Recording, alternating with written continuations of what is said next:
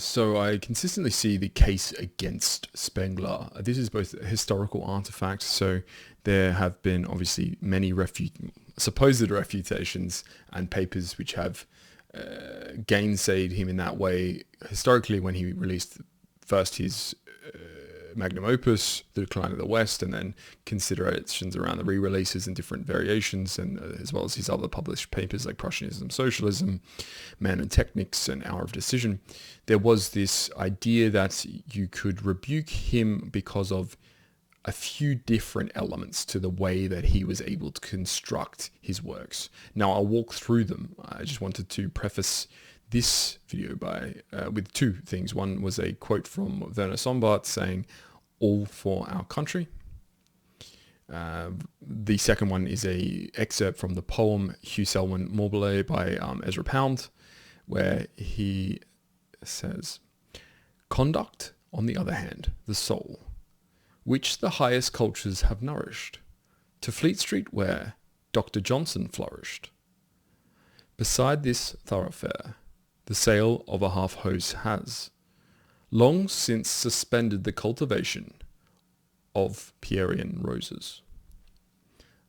Both of these I feel is pertinent, at least to this current discussion. And that is to say, Spengler is just the observer. He's the ultimate noticer. He has this idea that the civilizations, as we call them, as he doesn't call them, are organic in that they have a four-stage spring, summer, autumn, winter, and as we as humans do, as all organic creatures are, beholden to this organic birth, growth, decay fair. And now in that, there's beauty, there's tragedy, and there's just a single soul that's reflected out of all high cultures. And this is where the morphological forms start to take their precedence, and to understand Magian, to understand Chinese, to understand Egyptian, and then Apollonian, Grecian, Roman, and then finally Gothic, is to say that you understand what the prime symbol is, how there's a transcendence of some certain thing observed in that culture that no other culture can both internalize, but also no other culture is able to produce. And this comes a lot of the intermixing, you would say, the hybridization between the man and the land that he's from. So we, the Teutonics, were from the high storied forests in Germany, and in that there's a certain idea that sets around your way of life, and that's imprinted on how you go about both living and being, but also becoming. What is it you set your guidance towards? And on your fate to destiny arrangement, how do you start to understand where your tribal needs and will to power is and where it belongs? That's all he did. He just pulled this all together but he pulled this all together in his works and demonstrated that there's a coherence, there's an analogous process around these cultures, biocultures, and that when we have this centralized view, then we can just understand them, if not do anything about how they go and decline in our case. And so you just embrace that there is tragedy to it, and it's not necessarily fine, but to be dour about it is to try to not understand that there's a limited acceptance that's needed, and that's all. You can still be skeptic around certain elements to it, but there will be a decline and expiration and a fellaheen state. There's no way to go around it. But this isn't to say it precludes us from doing things that would achieve further greatness, at least in the realm, or at least in the bounds of our own time. This could mean settling Mars. It could mean going intergalactic. Something like this is still possible for us to achieve as a bioculture, and I think it would be the pinnacle of our existence if we were capable as a race to do something like this. And in general, this is how Spengler felt. You have then the detractors. Now, the detractors, from what I can gather and what I understand, having read many of them, is that they fall into these three nebulous almost buckets of what they're rejecting is something that they don't like in either his lack of materialism. So if you're a materialist, logical positivist, you'll have this idea that it's not possible to have metaphysics in general.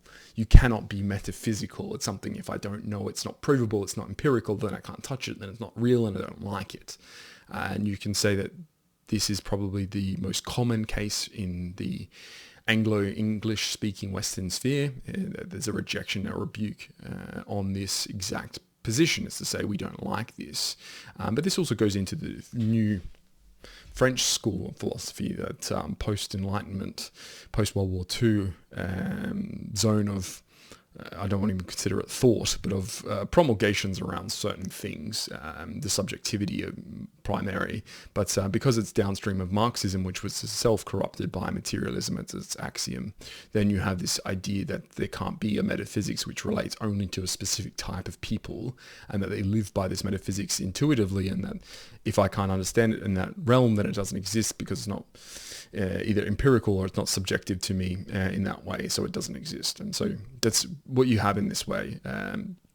The spiritualism, you could call it, is lacking in them specifically. So in the logical positivist or the subjectivist, you have a dearth or a complete absence, vacuum of anything spiritual in a positive way. They are just husks of humans, not real people, not at least in a spiritual sense.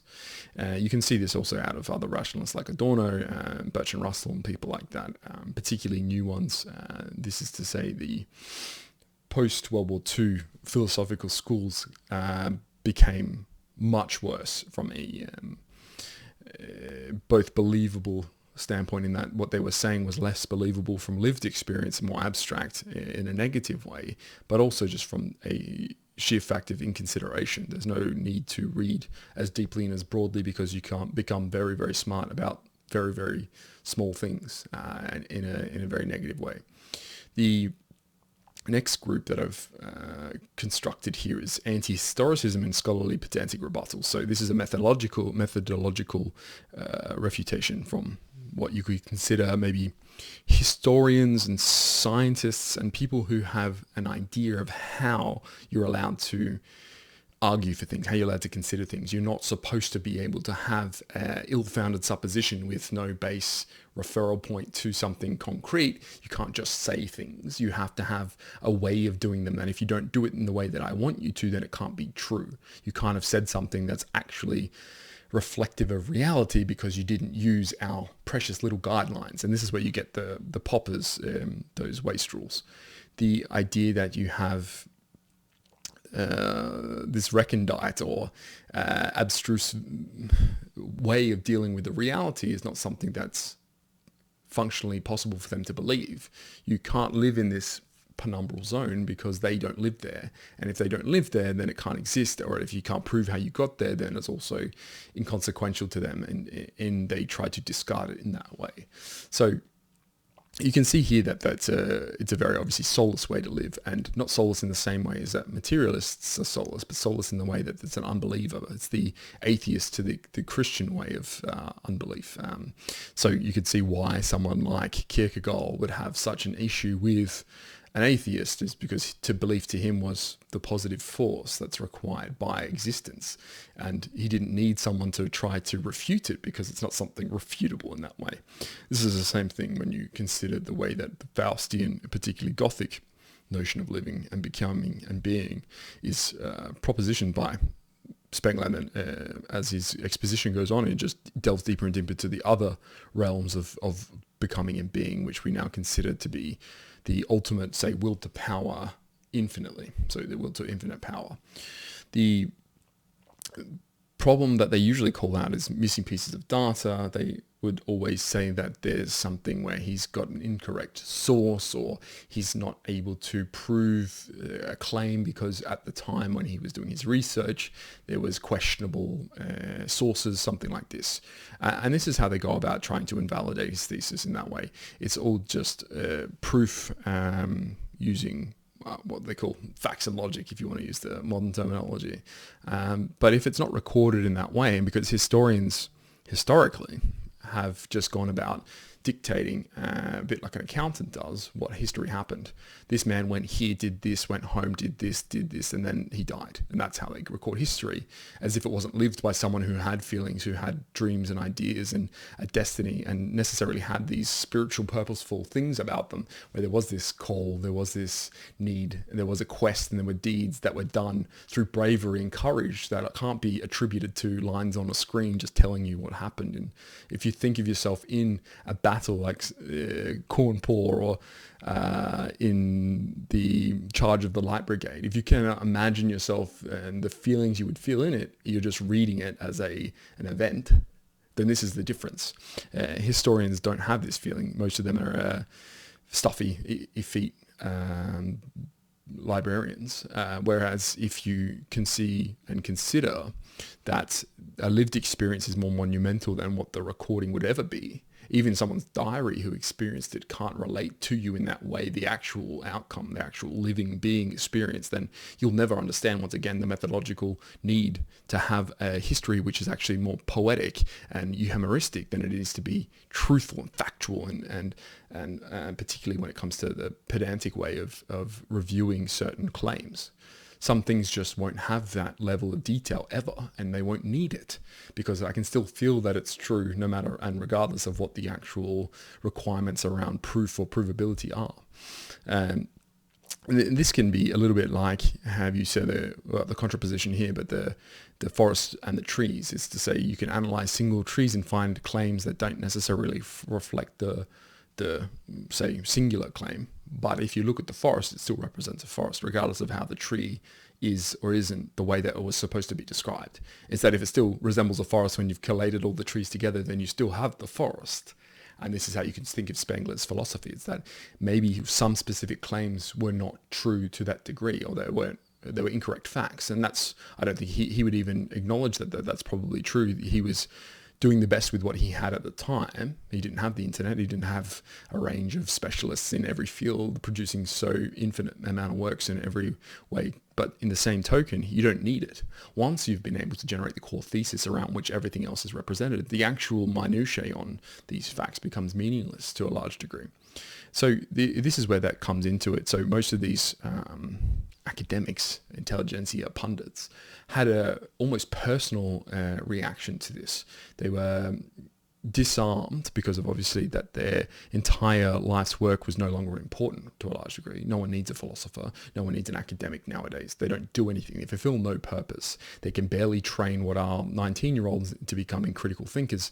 What possible notion of success or career importance could they even possess nowadays? Is zero. If you're going to work in technology, then you maybe have a claim towards innovation engineering or some ideation around improving technology that way. But otherwise, if you're in a field like philology or English literature or classics or history or something, then your pursuit is meaningless. You could do it for free or as a part-time hobby, and you would have the same success or importance. And so this is why you find Toynbee and Popper and Hayek all had this ill-fitting disposition towards Spengler, is because they disagreed that the way that he's identified things methodologically was wrong, and then if they're wrong and they're right and he's wrong, then they can continue to justify their own career choices, their own existence in that way.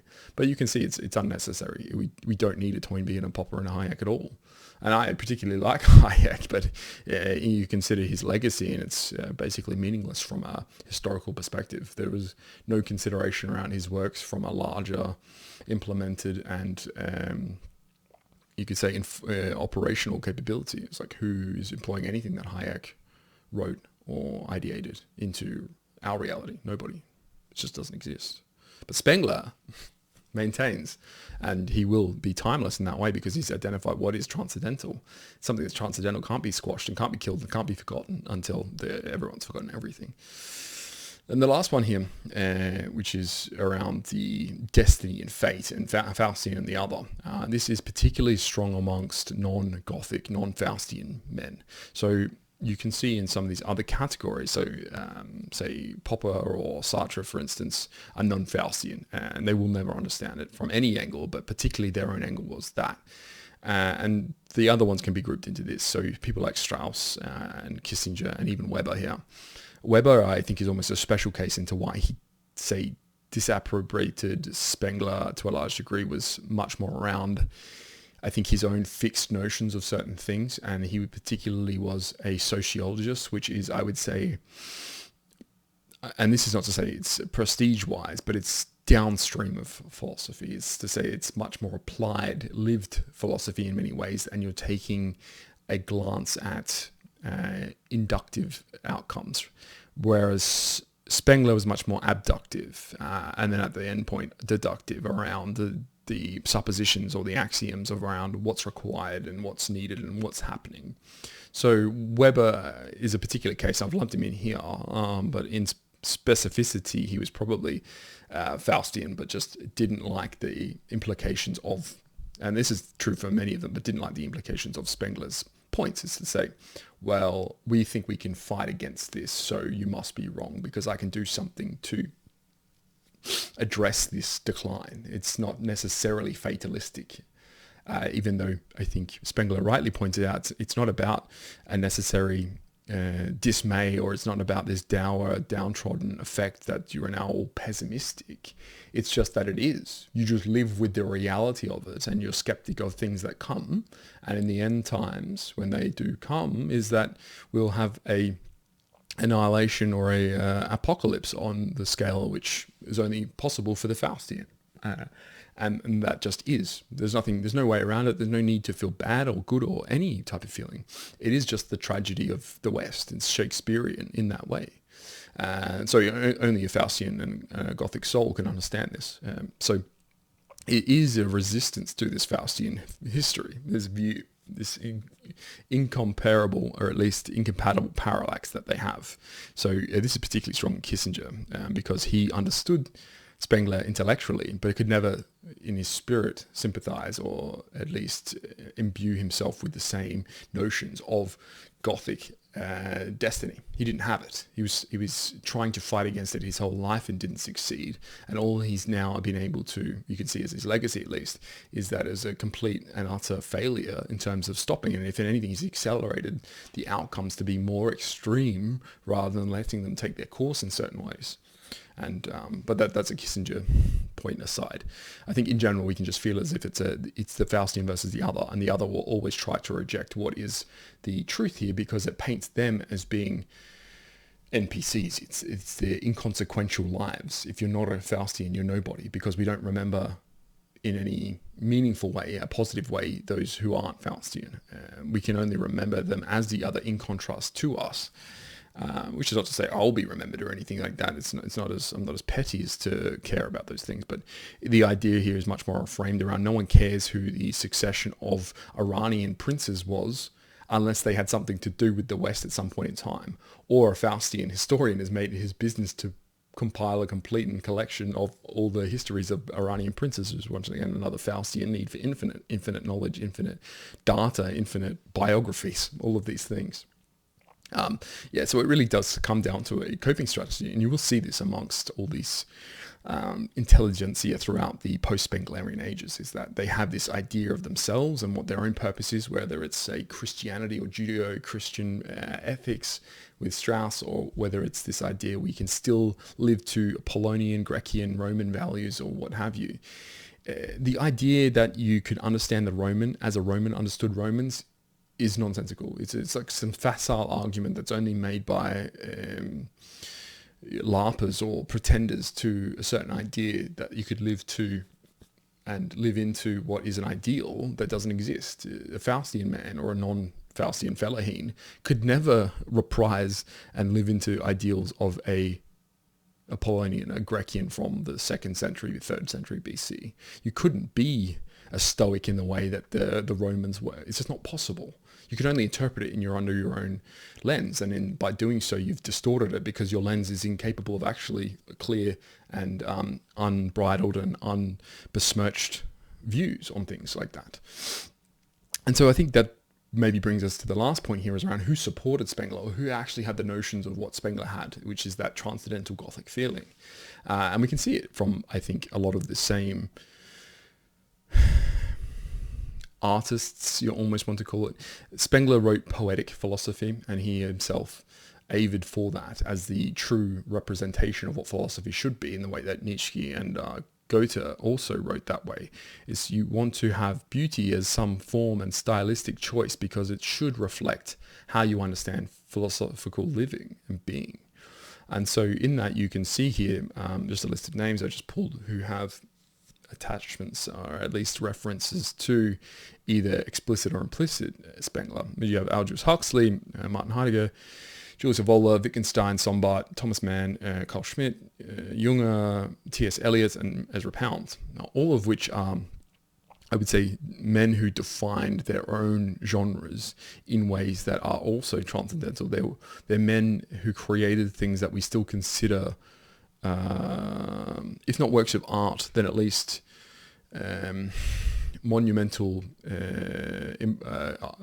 objects of monumental importance. So Huxley obviously being there's a few, I say, literature writers here, Huxley, Thomas Mann, and also Junger, you could say, is he bridged that chasm between lived philosophy and literature, and then T.S. Eliot and Ezra Pound, who were notable poets, and I would say genre-defining poets in that early 20th century phase, where we went from realism into whatever nonsense came out of the post-World War II poet societies. But in general, I think there's quite a clear picture here that once you've exposed yourself to Spengler earnestly and openly and sincerely, and this is without the spooks, you haven't had this inculcation or indoctrination in certain ways, then you can just say, yeah, he was right. He did observe what is this true reality. Yes, it makes you feel as if this is a foregone conclusion and a tragedy beyond comprehension. But then you accept it. You have to, because if you rebuke it, if you refuse to align yourself to the reality, all you're doing is living in delusion in fantasy land. You're allowing the phantasms and the phantasmagoria to haunt you with specters around, this can't be true because I'm so weak and cowardly that I can't face this reality. It's too crushing for me to actually go, yes, you know what, my whole life was a waste. If I woke up tomorrow as Popper or as Adorno or as Sartre, as Strauss, and I would look in my mirror and say, like, if I read Spengler and go, do I think my life was worth living? I would say no.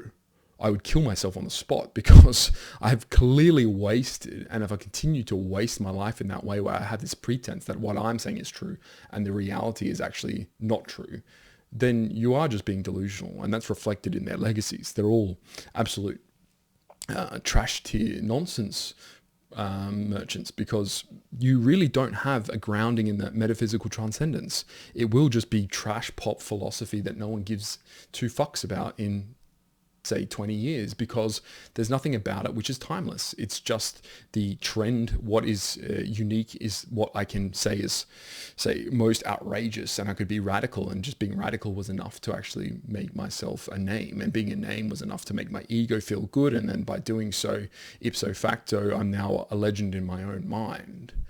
But you can see down here, none of these men who say support Spengler had that notion around their own ego. These men here did it because they knew it was what was required of them. It was their destiny. And that's the difference. One is a pull. You have to do what you have to do because destiny is calling you. You have the skeins written out in your fate. It's to say, if you try to, I wouldn't say cower, but capitulate to a certain degree that thing, then you will feel this encroachment and this incision upon your ego, this pain, this suffering. It just intensifies because you know in your inner soul you're being a coward. But these other ones are just delusional, and this is where we get this separation from what is a Gothic reality and the rest. It's the West versus the rest for this very reason. It's a thematical, and you could say here we've got a thematical versus a doctrinal alignment, but it is the metamorphosis you have to go through to understand that am I actually Faustian, and if I am, then I have to face this reality, this acceptance of what will happen, and how do I fit myself into this mosaic? What is my role to be played? How in a puzzle can I piece myself into it, rather than pretending as if it's not real and I'm trying to make my own puzzle and that somehow we're playing the same game. It's just not true. It's not the reality that's reflected, and it has never been. And so we're just playing this game as if it's an acceptance or an unacceptance of something that's true. It just is. It doesn't require your opinion. It doesn't require that. It's the ego, it's your own ego that reflects the need for the partaking of, or the at least inclusion into the reality. So the reality is going to exist no matter what. And so you consider me obviously an apologist for someone like Spengler, but in turn I think it's just the sad reality that many people are not mature enough and never intellectually have the capability to understand Spengler's observations. You don't have to be an acolyte of Spengler to get these things. You don't have to love everything he ever wrote. You don't have to agree with every single thing. But the underlying morphological principles are inviolable in that way. They just are. And you either consider that or you bury your head in the sand.